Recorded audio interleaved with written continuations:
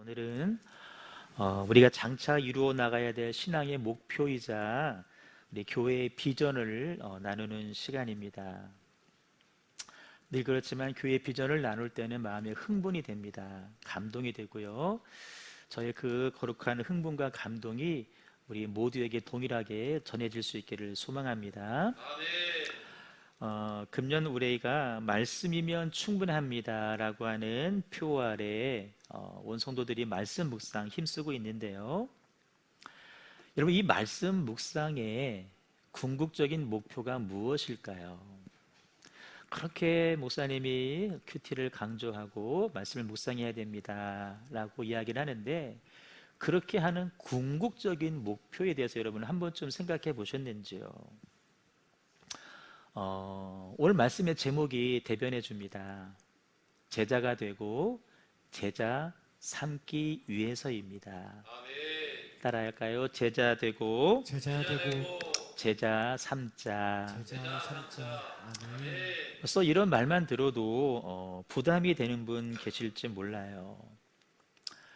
그리고 분명한 것은 어쩌면 이 비전이 당장 하루 이틀 내에 이루어지는 것은 아닐 것입니다. 하지만 분명한 것은 우리가 이 목표, 이 비전만큼은 결코 놓쳐서는 안 된다는 겁니다. 왜 그러느냐? 바로 이것이 제가 살고 여러분이 살고 우리 자녀들이 살고 우리 모두가 사는 길이기 때문에 그렇습니다. 저는 교회 담임 목사로서 가까운 시일 안에, 물론 지금도 그런 모습이 없지는 않습니다만 가까운 시일 안에 이 일에 쓰임받는 사람이 더 세워지기를 소망하고요. 궁극적으로는 우리 모두가 이 영적인 단계에, 고지에 올라갈 수 있기를 주님의 이름으로 축복합니다. 그를 위해서 오늘 말씀 듣는 가운데 나도 그 거룩한 비전에 동참하고 싶다라고 하는 거룩한 열망이 여러분의 심령 안에 불같이 타오를 수 있기를 주님의 이름으로 축복합니다. 십자가 구속사역을 마치신 예수님께서 승천하시면서 당부하시기를요, 모든 민족을 제자 삼아서 내가 너에게 가르친 것을 그들에게도 가르쳐주고 그들로 하여금 그것을 지키게 해라 라고 하는 당부를 하셨습니다. 이게 뭐냐면 너희가 먼저 제자가 되라는 거예요. 그리고 더 나아가서 다른 사람을 가르쳐서 그 역시 제자가 되게 하라라고 하는 주님의 말씀입니다. 여러분, 한 성도의 영성, 우리 다 영성이 있잖아요. 한 성도의 영적인 실력 다 있단 말이에요. 그 성도의 영성과 영적인 실력은 그가 속한 공동체가 기준이 된다라는 말이 있습니다. 다소 어려운 말 같지만 이런 의미예요. 한 성도의 영성, 영적인 실력은 그가 공동체 안에서 어떤 기여를 하고 있는가, 이게 결정한다라는 거예요. 과거만 기여한 게 아니에요. 지금 그가 속한 공동체에서 어떤 영적인 선한 영향력을 끼치고 있는가가 그 사람의 영성이고 그 사람의 영적인 실력이라는 겁니다. 더 쉽게 풀어볼까요? 우리가 기도하고 말씀 묵상을 하잖아요. 그 이유가 뭐냐라고 할 때에 1차적으로 나를 위한 겁니다. 내가, 여러분들이 하나님 앞에 바로 서기 위해서 기도하고 말씀 묵상을 하는 거예요. 인생의 광야길을 걸어가면서 수많은 풍파가 있잖아요. 내가 흔들리지 않고 요동하지 않고 견고히 서기 위해서 기도하고 말씀 묵상을 합니다. 그게 1차 목표예요. 근데 여러분, 진짜 실력 있는 성도는 어떤지 아세요? 한 발 더 나가셔야 돼요.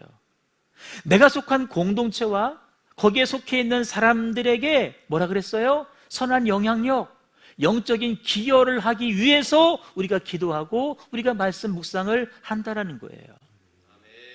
내가 묵상한 말씀을 토대로 해서, 내가 기도하며 받은 영감을 토대로 해서 다른 사람에게 선한 영향력을 주기 위해서 묵상하고 기도한다라는 거예요. 여러분, 여기서 말하는 공동체는 꼭 교회만 말하는 것이 아닙니다. 여러분, 가정도 속해는 거예요.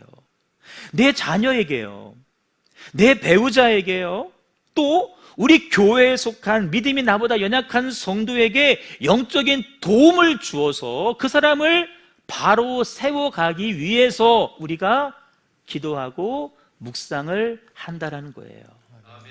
아멘. 이걸 소위 양육이라는 단어로 표현을 합니다. 따라요. 양육. 여러분, 양육이라고 말할 때 양육하는 사람이 있으면 양육받는 사람이 있겠죠. 그 유명한 1:1 제자 양육에서는 양육자와 동반자라는 말로 표현을 하는데, 예수 그리스도의 복음을 매개체로 성도와 성도 간의 관계를 가리켜서 성도의 교제라고 이야기를 합니다. 따라할까요? 성도의 교제. 왜 흔히 생각하기를 교제하면 만나서 뭐 차 마시고 식사하고 뭐 연락 주고받고 이것만을 교제로 아는데, 여러분 그렇지 않습니다. 성도의 교제는요, 그게 아니에요. 하나님께서 만나게 하신 그 사람에게, 내 가족일 수 있어요, 내가 선한 영향력을 주는, 영적인 도움을 주는 관계가 진짜 성도의 교제라는 거예요. 우리의 묵상이 궁극적으로는요, 이 단계까지 나아가셔야 됩니다. 저는 오늘 이걸 좀 강하게 말씀드리고 싶은 거예요. 여러분, 이게 왜 중요하냐면 이 단계까지 나아가야 1차적으로는 내가 살아요. 그리고 우리 자녀들이 살아요. 우리의 가정이 살아요. 우리의 공동체가 산다라는 것입니다. 여러분, 우리 말씀이면 충분합니다. 부제 있잖아요. 말씀으로 세워지는 공동체와 자녀라는 거예요. 공동체는 가정이고 교회라는 거예요. 말씀으로 우리 교회가 살고, 말씀으로 우리 가정이 살고, 말씀으로 우리 자녀들이 살고, 말씀으로 우리 모든 성도들이 살아나는 역사가 불같이 있기를 주님의 이름으로 축복합니다. 그래서 이런 부제를 달자라면 따라요. 양육해야 삽니다. 양육해야 삽니다. 내가 누군가를 말씀으로 양육할 때 나도 살고 그 사람도 살고 우리 모두가 살게 된다라는 거예요.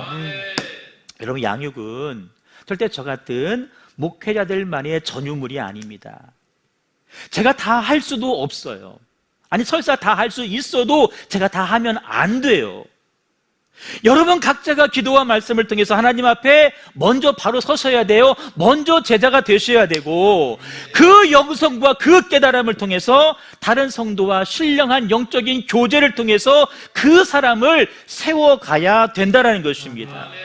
이 단계로 나아가는 것이 우리 신앙의 목표이고, 이것이 우리 교회 말씀 묵상의 비전이 될 것이고, 실제로 이 일들이 여러분의 가정 안에서도 교회 안에서도 풍성하게 일어날 수 있기를 주님의 이름으로 축복합니다.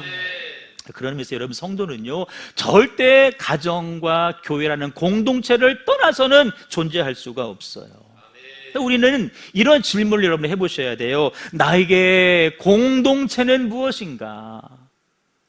나에게 가정이 뭔지, 교회가 뭔지 여러분 생각해 보셔야 돼요. 하나님은 딱 2개의 공동체만을 만드셨어요. 구약에서 아담과 하와 결혼시키면서 가정을 만드셨어요. 신약에서 교회를 만드셨어요. 여러분, 이게 어떻게 하다 보니까 가정과 교회만 만든 게 아니에요.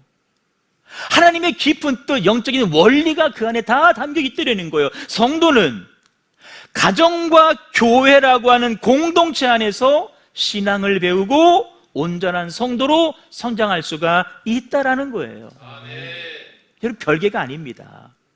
하나님의 공동체는 가정에서 시작되어서 교회에서 완성된다라고 하는 영적인 원리를 우리에게 말씀해 주시는 거예요. 우리의 신앙 여러분, 가정에서 무너져 보세요. 교회에서 안 돼요. 미안하지만 제가 아무리 애쓰고 아무리 외쳐도 여러분 안 돼요. 자녀들 신앙교육이 여러분 집에서 안 돼 보세요. 여러분, 교회에서 감당 못해. 교회에서는 일주일에 한 번 보는데 가끔 또 빠지기도 하는데 어떻게 하겠어요?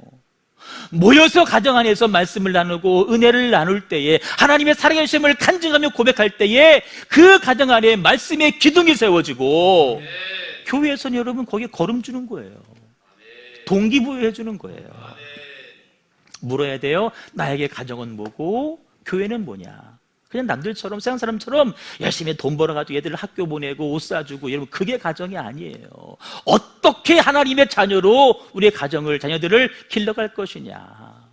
또 질문해야 되겠죠. 그러면 내가 속한 공동체는 살아있는 공동체냐? 여러분의 가정이 영적인 공동체인지 한번 생각해 보라는 말씀이에요. 우리 교회는 나에게 선한 영향력, 선한 영적인 동기를 부여해 주는 교회인가 한번 생각해 보라는 거예요. 마지막 세 번째 질문이죠. 오늘 말씀과 직접 연관된 질문인데요. 그렇다면 나는 내가 속한 공동체와 어떤 관계에 있는가? 다 가정에 속해 있잖아요. 여러분 가정에서 여러분 어떤 관계세요? 다 교회 안에 있잖아요. 여러분 교회 안에서 어떤 존재세요? 나는 참여자인가 아니면 구경꾼인가? 나는 협력자인가 아니면 분석하고 평가하고 판단하고 비난하는 사람인가? 여러분 말씀을 들으시면서 와, 오늘 목사님 되게 열내신다. 아니 뭘 제자가 되고 제자 삼으라. 나 제자 된 것도 힘들어 죽겠는데. 여러분 복잡한 분들 계실 줄 몰라요. 사실 제가 이 말씀을 전할 수밖에 없는 이유. 여러분 이건 거룩한 부담이에요. 거룩한 부담. 거룩한 부담이에요. 이 거룩한 부담이 1차적으로 여러분을 살려요. 이 거룩한 부담이 여러분의 묵상을 더 풍성하게 만들어 줄 거예요. 이 거룩한 부담이 여러분에게는 더 놀라운 주의 은혜를 경험하게 해 줄 것입니다. 그래서 여러분 이런 부담감을 살짝 가지고 여러분들이 셀에서 이렇게 나누잖아요. 오늘 내가 우리 톡방에 올린 이 나의 고백을 누군가는 볼 거 아니에요. 그가 보고 선한 영향을 받는 거예요. 그러니까 여러분 그런 마음이 살짝이라도 있으면 내가 말씀 묵상 어떻게 할까요? 좀 더 깊이 하려고 하지 않겠어요? 건성으로 하지 않을 거예요. 여러분 이 영성이요, 이 묵상이요, 내가 사는 길이고 여러분이 사는 길이고 우리 교회가 사는 길이고요, 우리 모두가 사는 길입니다. 이 거룩한 여정이 여러분 믿음으로 꼭 동참할 수 있기를 다시 한번 간절히 축원합니다. 오늘 본문은요, 한 사람과의 만남, 그리고 그 한 사람을 양육하거든요. 이 만남과 이 양육, 다시 말해 참된 성도의 교제가 어떤 결과를 가져왔는지를 보여주는 너무나 대단한 사건이에요. 제 개인적 관점으로 볼 때요, 야, 이 만남이 없었다라면, 이 양육이 없었다라면 도대체 어떻게 했을까 싶을 정도로 너무나 귀한 만남이고 너무나 귀한 양육이거든요. 사울과 아나니아의 만남입니다. 여러분 아시죠? 사울은 극단적인 유대주의자예요. 하나님을 믿노라 하는데 자기 방식대로 믿는 사람이에요. 예수님은 하나님이 보내신 본체인데 그 예수 믿는 사람 핍박하는 것이 하나님을 향한 열심이라고 착각하며 살던 사람이에요. 하루는요, 허가증을 받아서 예수 믿는 사람 핍박하려고 저 다마스커스 이웃나라 시리아 수도 다메섹까지 쫓아갔던 사람이에요. 그 열심 대단하잖아요. 야, 세상 이런 열심이다. 하나님이 그 열심을 보시고 내가 저 열심을 들어서 나의 도구로 삼아야 되겠다라고 마음을 먹으십니다. 결국 하나님이 어떻게 하신 줄 아세요? 결론이에요. 그로 하여금 이방 땅에 전 세계에 기독교 복음이 전해지게 하셨고요, 성경책 신약성권이 27권인데 그 중에 절반 13권을 기록하는 하나님의 도구로 이 사울을 사용하셨다는 거예요. 여러분 어떻게 이런 일이 있을 수 있을까요? 어떻게 예수 믿는 사람 핍박하던 사람이 그리스도의 복음을 전하는 이방인의 사도로, 하나님 택한 그릇으로 쓰임받을 수 있었을까? 두 가지 만남이에요. 첫째는 하나님과의 만남이에요. 엄밀히 말하면 하나님이 그에게 일방적으로 먼저 찾아와 주셨습니다. 보면 3절에 보시면요, 사울이 예수 믿는 사람 핍박하러 다메섹에 갔을 때에 호련히 하늘로부터 강력한 빛이 이 사울에게 임하는 거예요. 하나님께서 빛으로 그에게 임했다는 거예요. 눈 크게 뜨세요, 여러분. 빛으로 임하십니다. 너 그게 뜻이어야 돼. 여러분 놀랍지 않으세요? 하나님과 상관없는 삶을 살던 사람, 하나님을 대적하는 사람이었어. 그런 사울에게 하나님께서 먼저 찾아오셨다는 거예요. 책망하기 위함이 아니에요. 먼저 만나주시러 찾아오셨어요. 그 하나님과의 만남이 그 인생의 변화의 첫 번째 단추가 되었습니다. 여러분 중요한 단계예요. 모든 인생은 하나님을 만나야 돼요. 근데 희한하게 가만히 보면요, 하나님을 만났지만 변하지 않는 사람이 있어요. 그냥 과거로 돌아가는 사람이 있어요. 왜 그럴까? 그 다음 만남이 이어지지 않아서 그래요. 하나님 동일한 원리로 우리에게 먼저 찾아오셔서 우리를 만나주시는 하나님인 줄로 믿습니다. 자, 사울도 그랬지만요, 하나님의 빛이 임한 인생에는요, 하나님을 만난 인생에는요, 두 가지 이런 놀라운 변화가 생깁니다. 첫째는 뭔지 아세요? 비로소 자기 인생이 해석되기 시작합니다. 내 인생이 비로소 보이기 시작하는 거예요. 여러분, 하나님이 빛이 임할 때요, 사울은요 눈이 멀어져요. 앞을 못 보게 돼요. 하나님이 그 눈을 일부러 멀게 하신 거예요. 왜 그런 줄 아세요? 세상에 대해서는 눈을 감고 너 자신을 한번 바라보라는 거예요. 따라요. 세상에 대해서는 눈을 감고, 세상에 대해서는 눈을 감고 나 자신을 바라보자. 나 자신을 바라보자. 그런 시간 좀 제발 한번 가져보라는 거예요. 세상에는 딱 눈기 딱 닫아버리고 너 자신을 한번 바라보는 그런 시간 한번 가져봐. 여러분, 어떤 사람은 평생 이런 기회 한번 갖지 않습니다. 내가 누군지 한번 돌아보라는 거예요. 그 시간에 사울은요, 내가 잘못 살았구나, 내가 핍박한 예수가 내가 그렇게 믿기를 원하는 하나님이었구나 라는 사실을 그때 알게 되는 거예요. 그러고 보면은요, 인생 오래 살았다고 인생 해석되는 게 아니에요. 많이 배웠고 뭐 높은 자리에 올랐다고 해서 인생 해석되는 것이 아니에요. 여러분, 이어련 교수님 아시죠? 그분이 유명한 말 남기셨어요. 지성에서 영성으로. 여러분, 인간의 지성이 뛰어나죠. AI 보세요. 얼마나 대단해요. AI가 뛰어나도요, 그 AI를 만든 건 사람이거든요. 지성 대단해요. 그런데 여러분, 그 지성으로요, 자기 자신 어떤 사람인지, 내가 어디서 왔고 어디로 가는지 알지 못해요. AI에 검색해보세요. 물어보세요. 다 못해줘요. 엉뚱한 답해요. 지성에서 영성으로. 인간의 지성이 필요 없다는 말 아니에요. 인간의 지성은 뭐와 만나야 돼요? 하나님을 믿는 영성과 만날 때에 풀리지 않았던 인생의 문제들이 풀려지는 줄로 믿습니다. 아멘. 무슨 말이냐? 쉽게 말하면 여러분들이 가지고 있는, 쉽게 말해서 개똥 철학으로 살지 말라는 거예요. 다 자기 나름대로 입장 있죠? 경험 있잖아요. 주장 있잖아요. 논리 있잖아요. 그럼 그거 필요 없다라는 거예요. 그거를 가지고 필요하다라면은 영성과 만날 때 비로소 내 인생이 해석되기 시작한다라는 거예요. 여러분, 저도 한 살 한 살 나이를 먹으면서 깨달았던 것이 뭔지 아세요? 인생은 능동태가 아니라 수동태라는 거예요.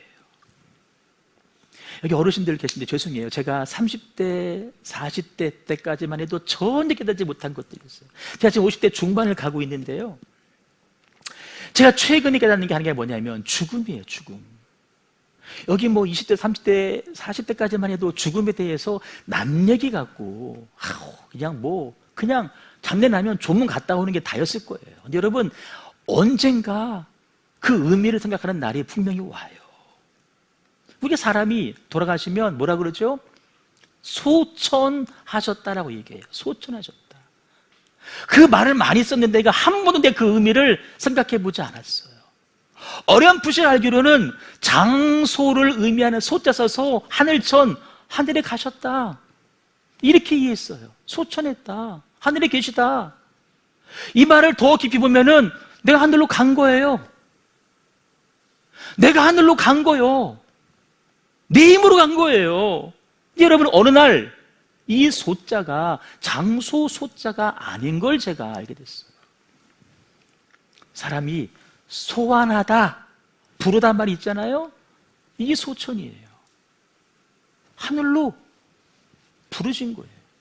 부르신 거예요. 내가 간 게 아니에요. 하나님이 부르셔서 가신 거예요. 예전엔 천국도 내 믿음으로 갈 줄 알았는데 여러분, 아니에요. 그 믿음을 하나님께서 인정해 주셔서 하늘로 부르시는 거예요. 부르시는 거예요. 내 힘으로 사는 것이 아니라 하나님의 은혜로 사는 거예요. 능동태가 아니라 수동태라는 거예요. 아까 광야 노래했지만 여러분, 젊었을 때는 인생을 산으로 보잖아요. 정복하려고, 막 올라가려고, 정복하려고. 여러분, 나이가 들수록 산이 아니요, 인생은 광야요. 정복이 목적이 아니에요. 그냥 무사히 완주하는 게 목적이에요. 완주하는 게 뭐예요? 주의 은혜로 살고 무엇보다 소천 부르셔야 가는 곳이구나. 이걸 언제 깨닫는다고요? 말씀으로 임하시는 하나님, 빛으로 임하신 하나님을 내가 만날 때 깨닫게 된다는 것입니다. 내 인생이 그때서 되는 거예요. 하나님을 만나면 두 번째 변화를 경험합니다. 오늘 말씀의 주제예요. 내가 해야 될 일이 뭔지 그때 비로소 알게 돼요. 내가 도와줘야 될 사람이 누구인지가 비로소 보이기 시작하는 거예요. 아까 인생은 광야라 그랬잖아요. 여러분, 광야 가보셨나요? 저는 광야에 두 발을 디뎌본 적은 없어요. 하지만 제가 성지순례 가서 내가 이스라엘 땅에서, 내가 애굽 땅에서 내가 광야를 본 적이 있어요. 차 타고 지나갔어요. 그때 내릴 수가 없기 때문에. 여러분, 끝없는 광야예요. 끝도 없어요. 바람이 한번 불면은요, 있던 길이 사라져버려요. 없던 언덕이 만들어지고 언덕이 사라지게 된 곳이 여러분 광야예요. 절대 혼자의 힘으로는 갈 수 없는 곳이 광야예요. 방향 알 수 없어요. 그래서 하나님은 우리 다 광야길을 건널 인생 일지인데 광야길을 걸어가는 방법을 나름 터득한 사람, 깨달은 사람, 그 사람을 먼저 예비하셔서 나로 하여금 만나게 하셔요. 그리고 그 사람의 도움을 받으면서 함께 광야길을 걸어가게 하신다라는 거예요. 여러분, 이게 하나님이 세상을 운영하시는 원리입니다. 광야길을 걷는 방법을 먼저 아는 사람, 그 사람을 예비했다가 아직 모르는 사람에게 붙여주시는 거예요. 그의 도움받으면서 걸어가라. 여러분, 높은 산에 올라갈 때 여러분, 히말라야 산 뭐 있잖아요. 산악인들이 혼자 못 가요. 옆에 현지인들이 따라 붙어요. 도우미들이 쉐르파라 그래요. 그 사람들이 여기는 안 됩니다, 이 길은 안 됩니다, 다 안내해줘요. 여기서 쉬어야 됩니다라고. 그 쉐르파의 도움이 없으면 절대 여러분 산 정복할 수 없어요. 여러분, 광야는 더 힘들어요. 하나님 만나게 하셔요. 준비된 사람을 만나게 하셔요. 그 사람이 내 배우자일 수 있고요, 내 친구일 수 있고요, 내 형제일 수 있고요, 내 자매일 수 있어요. 내가 도와줘야 될 사람이 내 배우자일 수 있고, 내 친구일 수 있고, 내 동생일 수 있고, 내 자매일 수 있다는 거예요. 하나님은 하나님이 필요한 사람에게, 하나님을 먼저 만난 사람을 예비했다가 붙여주시고 그를 도와주도록, 양육하도록, 그의 인생에 기여하도록 이끌어 가신다는 거예요. 이게 여러분 뭔지 아세요? 이게 만남의 복이에요. 하나님이 붙여주신 그 사람은요, 하나님이 예기치 않게 준비하신 선물이에요. 나는 준비됐단 말이에요. 근데 어느 날 하나님이 이 사람을 toch 나에게 붙여주시는 것 같아. 뭐예요? 예기치 않았던 하나님의 선물이라는 거예요. 하나님의 선물이에요. 여러분, 어떤 만남의 복을 경험하셨는지요? 여러분들에게 하나님께서 허락하신 예기치 않은 선물은 누구일까요? 한번 잘 생각해 보세요. 멀리 있지 않을 거예요. 여러분 가정 안에 있을 거예요. 여러분 배우자일 수 있어요. 자매일 수 있어요. 형제 자매일 수 있어요. 교회 와서는 나보다 한 발 뒤에 있는 믿음이 연약한 성도일 수가 있다는 거예요. 그 하나님의 운영 방식은요, 오늘도 여전히 동일한데요, 오늘 말씀 보시면 아나니와 사울에게 그대로 적용됩니다. 아나니아는 하나님을 이미 만난 사람이에요. 하나님을 아는 사람이에요. 근데 사울은 몰라. 철없는 사람이에요. 근데 글을 쓰긴 써야겠어. 먼저 빛을 통해서 사울 하나님 먼저 만나주시고 그 다음에 아나니아를 보내셔서 그를 도와주신다라는 거예요. 아나니아가 어떤 사람인 줄 아세요? 그 이름의 뜻이 주님은 은혜롭다라는 뜻이 있어요. 여러분, 이름부터 벌써 은혜로워요. 주님은 은혜로우시다. 이름이 주님 은혜로우시다예요. 멋있잖아. 훗날 이 아나니아에게 도움을 받은 바울이 아나니아에 대해서 이렇게 기억하고 이야기를 합니다. 그는 율법을 따라 사는 경건한 사람이었습니다. 그는 사람들에게 칭찬받는 사람이었습니다. 여러분, 이 말은 곧 아나니아는 하나님 말씀이 기준되는 사람이었습니다. 하나님 말씀의 기준에 의해서 자기 삶의 전체를 드린 사람이었습니다라는 고백을 사울이 하는 거예요. 그런 아나니아에게 하나님께서 명령하십니다. 아나니아야, 직가라고 하는 거리로 가봐라. 제가 한문 써놨죠. 직가, 바른 길이에요. 똑바른 길이에요. 원래 유대 길은요 다 골목이에요. 꼬불꼬불한데 직가라는 반듯한 길인데 거기로 가라. 거기 가면은 사울이 있을 것이다. 그가 기도하고 있을 것이다. 직가. 여러분, 사울의 인생은요 고든 인생이 아니었어요. 그가 걸어온 길은요 굴곡진 인생이었어요. 잘못된 선입견, 상처 입은 감정으로 남에게 상처를 주는 사람이었고 다른 사람도 그릇된 길로 이끌던 사람이었어요.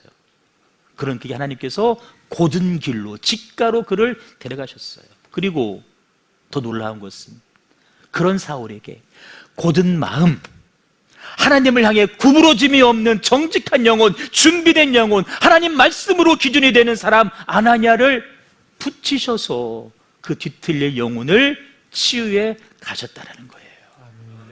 이게 뭐다? 하나님의 양육 방법이라는 거예요. 하나님이 직접 하실 수도 있었지만 하나님 직접 하지 않으셨어요. 하나님 말씀 앞에 든든히 서 있는 사람을 보내서 만나게 하셨다. 하나님 말씀하시죠. 아나니아야, 너 일어나라. 그리고 가라. 그리고 찾아라. 우리에게 주시는 명령이에요. 일어나. 가서 찾아라. 누굴 찾으라는 거예요? 내가 너에게 붙여준 사람을 찾으라는 거예요. 너의 도움이 필요한 사람을 찾으라는 거예요. 내가 만나서 양육하고 세울 사람을 찾으라는 거예요. 아나니아 인생은요, 주님은 은혜롭습니다. 거기서 끝난 거 아니에요. 이미 아나니아는 은혜로 충만했어요. 그런데 그걸로 끝난 것이 아니에요. 네가 도울 사람을 가서 찾으라는 거예요. 이 명령을 받은 사람이 누군 줄 아세요? 양육자예요. 양육자. 우리가 말씀을 배우고 묵상하고 기도하는 이유가 뭔지 아세요? 이것 때문에 그런 거예요. 일어나서 가서 도울 사람을 찾기 위해서. 근데 봐요, 다 끝났어요. 하필 하나님께서 가라간 사람이 누구예요? 사울이요. 사울. 예수 믿는 사람 죽이려고 달려드는 사람이에요. 여러분이라면 그 사울 같은 사람 양육하겠어요? 만나겠어요? 싫지. 하나님도 그랬어요. 하나님, 내 이 사람에 대해서 알아보니까 들려오는 얘기가 별로 안 좋아요. 우리 대적자예요. 만나면 안 돼요. 그 사람은 안 돼요. 그랬어요. 그런데 하나님은 아니라고. 가라. 설명 없어. 가라. 가라. 문제는 그 다음에 더 충격적이에요. 하나님 말씀이요. 그도 택한 나의 그릇이다라고 말씀하셔요. 아나니아의 생각은 나쁜 놈인데, 죽일 놈인데, 하나님은 그도 내가 택한 그릇이라는 거예요. 너 그 사람이 어떻게 될지 네가 어떻게 알아? 너 모르지 않냐? 우리 마음속에 아유, 그 사람은 아니잖아. 그 사람이 어떤 사람인지 우리가 어떻게 알아? 내 남편일 수 있어요. 내 아내일 수 있어요. 내 자녀일 수 있어요. 하나님이 그 사람을 어떻게 쓸지 네가 어떻게 알아? 모르잖아요. 모르잖아. 너만 그릇이라뇨. 그도 그릇이야. 이해할 수 없는 명령에 아나니아가 순종합니다. 그리고 떠나서 반응하는데요, 17절 봤더니 그에게 안수를 합니다. 이런 순종이 여러분 왜 가능했을까요? 웬만한 사람은 순종 못합니다. 아유, 그 사람은 진짜 아니라고 안 합니다. 10절에 힌트가 있습니다. 주께서 환상 중에 불러이르시되, 아나니아가 뭐하고 있었어요? 기도와 말씀에 전무하고 있었어요. 환상 가운데 하나님께서 말씀하시는 거예요.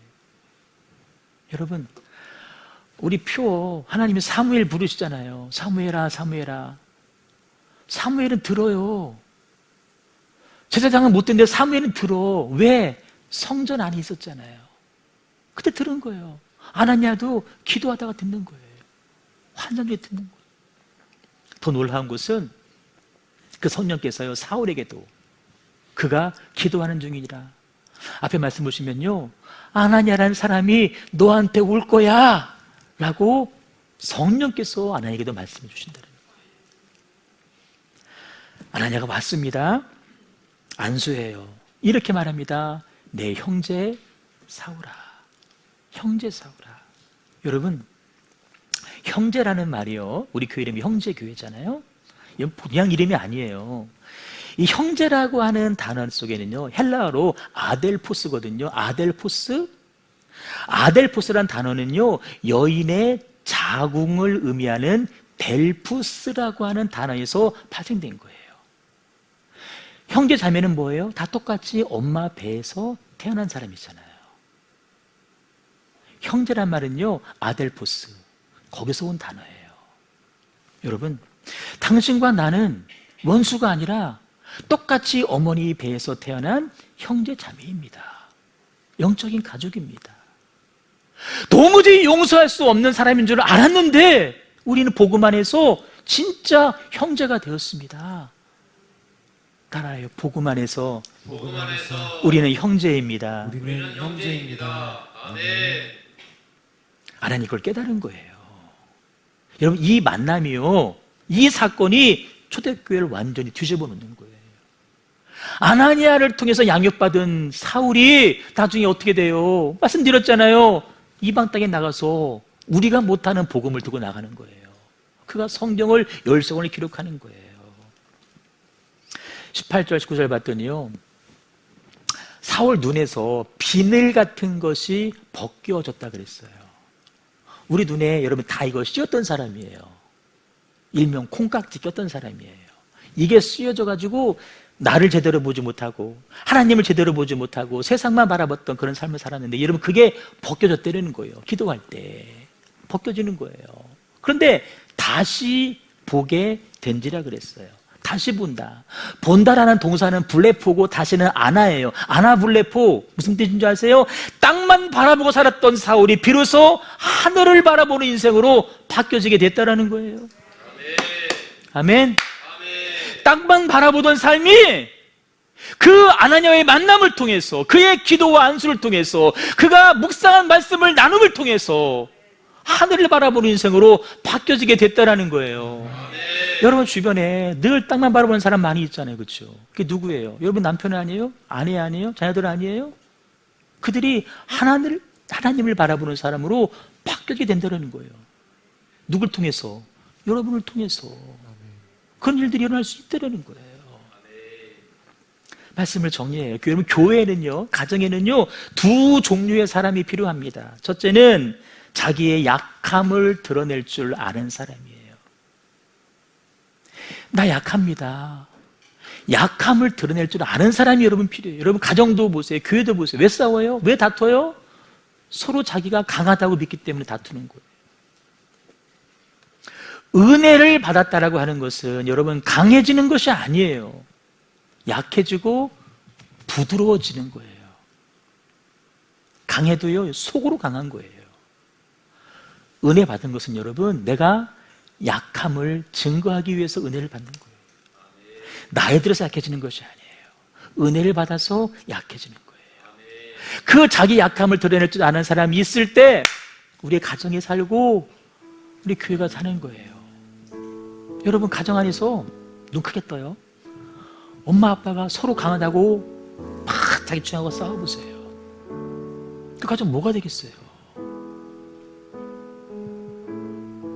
우리는 은혜 받은 사람이잖아요. 은혜를 아는 사람이잖아요. 약해져야 돼요. 우리 사람의 신체를 보세요. 여러분, 강한 뼈는요 부러집니다. 팔 부러져요. 우리 입안의 혀를 보세요. 가장 약해요. 식사하다가 깨물면 피나요. 가장 연약해요. 근데 여러분, 가장 오래 가요.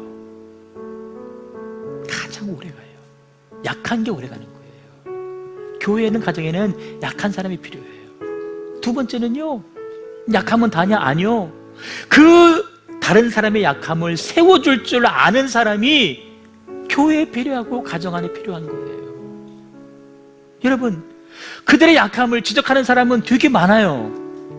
근데 그 약함을 세워주려고 하는 사람들은 미안하지만 많지 않아요. 집에서도 보세요. 야, 얘들한테 네 아빠 봐라, 네 아빠 봐라, 네 엄마 봐라. 여러분, 그 약함을 내가 세워줘야지. 세워줘야지. 그 사람이 진짜 중보자예요. 그 사람이 아비의 마음을 가진 사람이에요. 이런 사람들이 리더십으로 세워질 때에 여러분, 가정이 살고 교회가 사는 거예요. 하나님은 여러분을 누군가의 아나니아로 다 부르셨어요. 너무 멀린 사람 찾지 마세요. 다 여러분 가까이 있어요. 여러분이 섬길 사람은 다 가까이 있어요. 아나니아는 여호와는 은혜로우시다, 그걸로 끝나지 않았어요. 떠나서 찾아서 안수하고 그에게 형제라고 부르고 기도하는 진정한 양육자 단계까지 갔다라는 거예요. 이게 우리에게 명령하시는 주님의 마음입니다. 여러분, 다시 처음으로 돌아가요. 눈 크게 떠요. 묵상 왜 해요? 신앙생활 왜 해요? 일차적으로 나를 위해서 해요. 그런데 더 나아가서 자녀를 살리고 남편을 살리고 아내를 살리고 교회를 살리기 위해서 하는 거예요. 아나니아, 이게 사울은 용서할 수 없는 사람이에요. 근데 그를 사랑하고 양육해 주잖아요. 양육해야 됩니다. 아멘. 그래야 내가 삽니다. 오늘 말씀이 여러분에게 부담이 되지 않기를 바라고, 부담이 되었다라면 거룩한 부담이 되어서 생명을 살리는 일에 갑자기 쓰임받는 저와 여러분 되시고, 이것이 저와 여러분의 말씀 묵상과 기도의 목표가 될 수 있기를, 우리 교회의 비전 될 수 있기를 주님의 이름으로 축원합니다. 우리 찬양하겠습니다.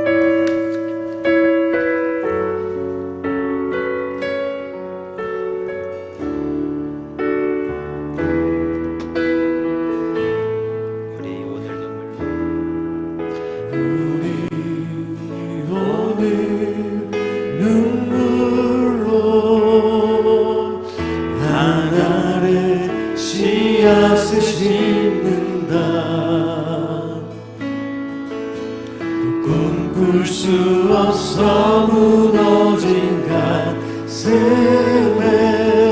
저들의 푸른 꿈 다시 돋아나도록 우리 함께 땀 흘려 소망의 길을 만든다. 내일로 가는 길을 찾지 못했던 저들 노래하며 달려갈 그 길, 그날에 우리 모이라 새벽 이슬 같은 저들 일어나 뜨거운 가슴 사랑의 손으로 이 땅 치유하며 행진할 때 오래 황폐하였던 이 땅 어디서나 순결한 꽃들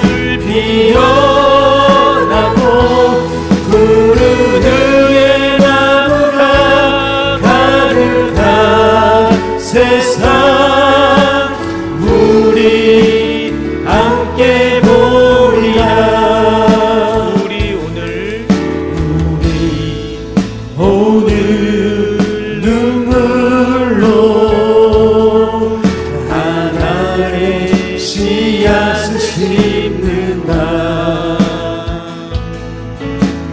꿈꿀 수 없어 무너진 가슴에 저들의 푸른 꿈 다시 돋아나도록 우리 함께 땀 흘려 소망의 길을 만들다.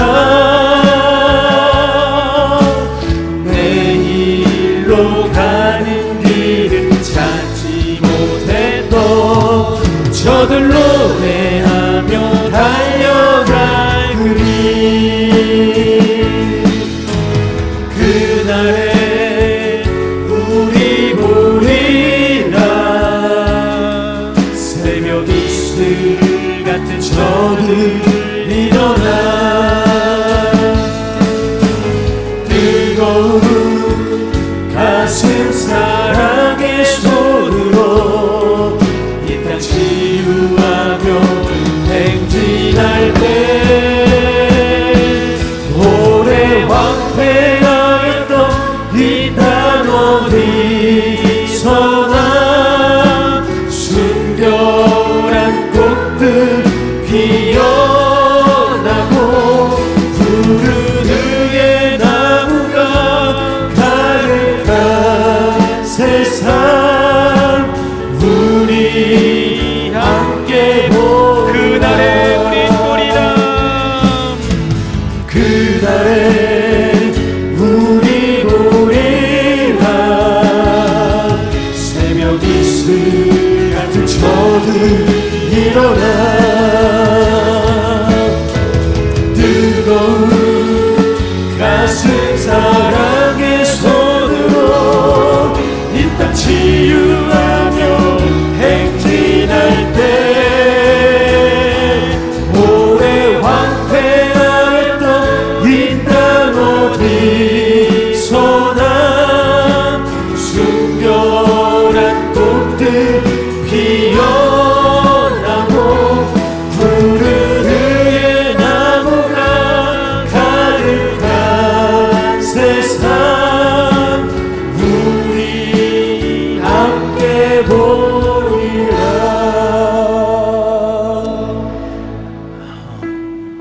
아나니아가 사울을 찾아가서 만나고 양육했기 때문에 사울이 되었습니다. 지금 모습은 다가 아니에요. 결론 난 게 아닙니다. 앞으로 어떻게 변할지 모릅니다. 하나님 어떻게 쓰실 줄 몰라요. 우리는 아나니아 역할을 충성스럽게 잘 감당하시면 됩니다. 그를 위해서 내가 먼저 기도와 말씀에 전무하시고요, 내가 먼저 주님의 신실한 종이 되는 것입니다. 그래야 또 다른 사람을 양육할 수 있는 거예요. 그래야 나도 살고 우리 모두가 사는 것입니다. 코로나 막 끝나고요. 코로나 막 끝나고 우리가 3년 전에 아울리트 갔던 광양의 교회 아시죠? 코로나 지나면서 교회가 완전 힘을 다 잃었어요. 일어날 기운이 없었어요. 그런데 우리가 간다고 하니까요, 간다고 하는 것 그 자체만으로 그 교회 안에서 도전이 된 거예요. 우리 가서 도와줘야 일어날 줄 알았는데요, 가려고 마음만 먹으니까 벌써 그 교회는 회복이 시작된 거더라고요. 여러분, 교회가 살고 성도가 살아나야 됩니다. 그래서 우리가 필요합니다. 하나님, 내가 이 시대에 아나니아가 되게 하여 주시옵시고, 하나님께 붙이신, 내가 맡기신 예기치 않은 하나님의 선물 순종함으로 잘 양육할 수 있고, 그럴 때 그 영적인 단계에 내가 먼저 올라가게 하여 주시옵소서. 우리 교회 말씀상에 더 풍성해지게 하여 주옵소서. 합심하여 동성으로 기도합니다. 주여, 눈물로 하나의 씨앗을 심는다. 꿈꿀 수 없어 무너진 가슴에 저들의 푸른 꿈 다시 돋아나도록 우리 함께 땀을